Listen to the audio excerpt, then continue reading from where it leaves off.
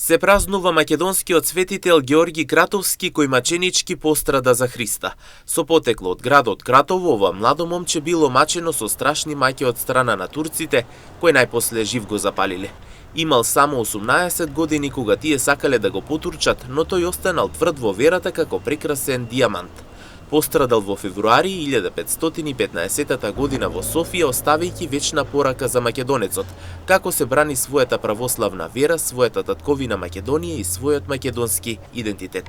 18 годишното момче Свети Ѓорги со своето жртвување не потсетува на правохристијанските времења, како се победуваат човековите страдања, како се здобива човековата храброст и како се добива последната победа на земниот живот со силна љубов и вера во Божјата вечна правда и својот народ. Светителот бил запален среде плоштад, таму му ја соблекле кошулата на светителот и го турнале во огнот. Кога телото му се покрило со пликови, тие го извадили и покасно го прашале дали му е топло. Светителот им одговорил: "Верувајте ми дека ништо не чувствувам, а за вас несрекните готов е вечниот оган."